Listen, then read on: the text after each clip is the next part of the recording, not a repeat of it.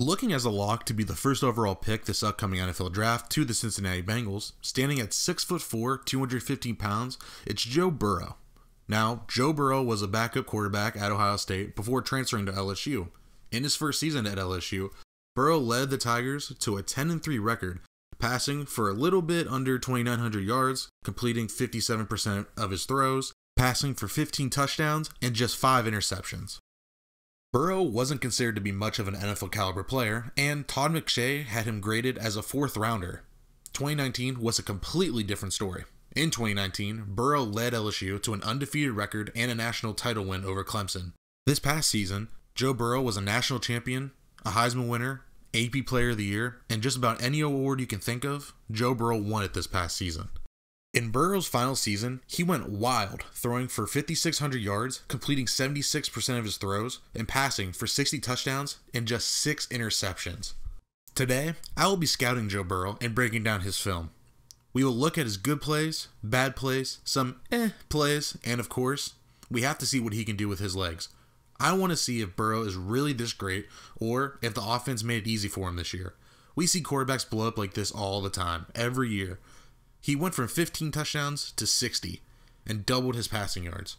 I want to see if Joe Burrow should be the #1 overall pick, or if Cincinnati should take the surefire star player Chase Young, who Todd McShay is quoted saying he has graded higher than both Nick and Joey Bosa.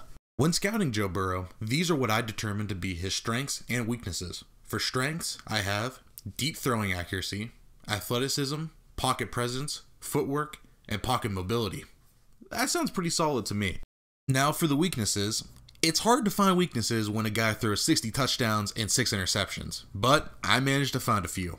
My #1 weakness for Joe Burrow is his arm strength. And by arm strength, I don't mean how far he can throw the ball, because when his feet are set, he can launch it. I'm more concerned about the zip he has on the ball when it comes to making quick decisions or hitting the outside out route, where if you're not on time with Burrow's lesser arm strength, it could be dangerous. Another concern would be decision making. I don't think Burrow made too many bad plays this year or bad decisions. 6 interceptions explains that pretty well.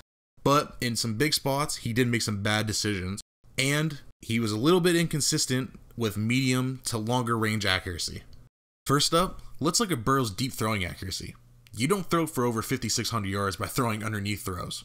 Burrow was a machine on deep passes this year. Look at this first play. It's a national championship against Clemson. Burrow drops back and delivers a perfect pass. And notice how the ball is placed out in front of the receiver so he can stay in stride. The ball is also being placed on his outside shoulder away from any inside or backside defenders for the long score. Different throw from the same game. Burrow drops back and delivers another bomb. Look at where the ball is placed.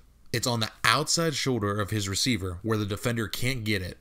Here's the last deep pass I will show you for now. Same game, Burrow waits for his receiver to break down a defender and lofts a perfect pass to the back of the end zone. It's out in front of the receiver. No need to let the ball hang in the air longer than it needs to, or to throw a back shoulder when there is so much separation and allow for the defender to catch up. Next, I want to show you a combination of Burrow's pocket presence and his athleticism. He really is slippery in the pocket. Look at Burrow sense the pocket breaking down. He takes off and goes from a 3rd and 17 to a 4th and manageable. And he knocks down the distance for his kicker by 10 yards. This play is by no means flashy, but LSU used the QB draw quite often. Burrow doesn't do a lot on this play, but it shows you he can move and put his head down and get some yards. This play is just awesome. The O-line lets an Alabama defender run unblocked into the backfield, and Burrow gets blown up, but he manages to break out of the sack, run towards the sideline, and find a receiver for a short gain rather than a loss of 6. You love to see his ability to create something positive out of nothing. Similar situation as last play, an unblocked Clemson defender is coming from the blind side. Burrow instinctively takes off and beats the linebacker covering the middle of the field for a first down. This play is one of my favorites. I'm a sucker for good footwork, and Joe Burrow's footwork is fantastic. I have to give him praise for it. I could show you throws and footwork all day from Joe Burrow, but I'll just show you this one. Clemson has been blitzing all game and getting non-stop pressure, but Burrow stands tall in the pocket and he steps up and delivers a strike over the middle. Here's the last positive play I will show you from Joe Burrow's film. Against Ole Miss, Burrow takes a shotgun snap and faces almost instant pressure up the middle. He does a little sidestep, then shows great acceleration to split the defensive end and the blitzer from the middle. Burrow shows off his great improvisational skills and finds a receiver streaking and hits him right in stride on the run. Now, let's move on to some of Joe Burrow's weaknesses. One of Burrow's biggest weaknesses is arm strength. Like I said at the beginning of the video, I think Joe Burrow throws a great deep ball, so pass length isn't lacking. It's his tight window passes and when he needs to be aggressive and push the ball down the seam. On this play, focus on where the ball is being placed. Number 1, Jamar Chase bullies the corner on the press and beats him inside. So Chase now has inside leverage as the corner is trying to recover from behind and outside towards the sideline. This pass needs to be out in front so Chase can stay in stride as there's nothing but green grass in front of him. And I mean literally nobody in front of him, nothing in front of him. But what happens here is Burrow underthrows the ball as he's trying to throw a bullet pass to Chase instead of lobbing it downfield. This causes the pass to be on the back shoulder of Chase, slowing him down enough and allowing him to be caught instead of scoring a long touchdown. On this next play, number 17, Racey McMath, beats the corner with a killer in and out move and has 3 to 4 yards of separation on the defender.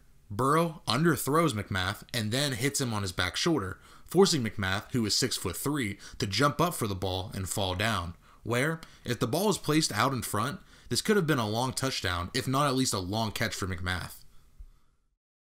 Here's another underthrow. Burrow has his receiver open down the seam with nobody in front of him. He underthrows the pass and luckily gets bailed out by pass interference. This pass needs to be out in front and on the inside of his receiver, into the gray circle I put onto the screen, so the backside defender can't make a play on the ball. This should have been another long catch and run and possibly even a touchdown. On this play, Burrow throws a pass to tight end Thaddeus Moss, son of Hall of Famer Randy Moss. This throw has a good location, but the problem is, the pass is late. Look how long it takes Burrow to find Moss. If Burrow got this pass out sooner, Moss would have had a walk-in touchdown, but instead the pass was late, and with Burrow's lack of arm strength, that ball takes longer to get there, which causes Moss to have to dive into the end zone, and the play would actually get challenged during the game. Also, if this pass was late in the NFL, Cincinnati division rival Denzel Ward would be in the opposite end zone doing a new dance with OBJ and Jarvis Landry celebrating his pick 6. Now, let's move on to decision making. Only throwing 6 picks the whole season means you did a pretty good job not turning the ball over.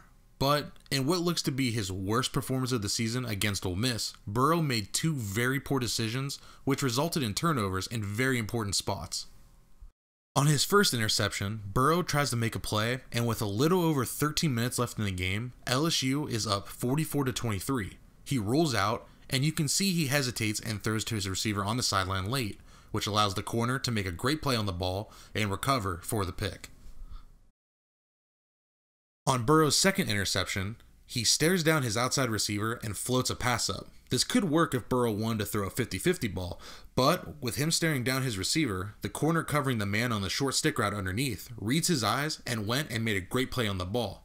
At this point in the game, LSU is up 14 with a little over 11 minutes left in the game. Ole Miss just scored off of Burrow's last interception. The Tigers are on the 50-yard line and driving. Burrow has a chance to kill Ole Miss's momentum if he can even get a field goal on the board, but instead, he throws an interception to help Ole Miss attempt at a comeback, with the complete flip-flop of momentum going Ole Miss's way. The last set of plays I want to show you is from his medium accuracy. Not to say Burrow is bad, but he can sometimes be inconsistent on his 10 to 15 yard throws. Remember, he completed over 76% of his throws last season, so it's not like he missed consistently. When he does miss, he tends to sail or throw high on passes. A lot of these receivers are open, and Burrow has a clean pocket, but he has a tough time pushing the ball downfield on these throws and ends up sailing it over their head. After watching Joe Burrow's film, I wanted to give him an NFL player comparison, but I struggled with it. I wanted to compare him to Andrew Luck, but Luck is 20 pounds heavier and has a way stronger arm. Then I thought about Andy Dalton. I know, what an insult.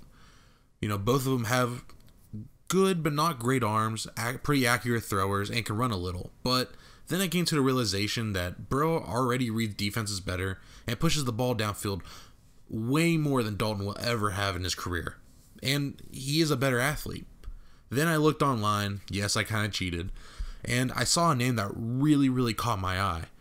Tony Romo. Tony was never the most athletic guy, but his improv skills in the pocket were special.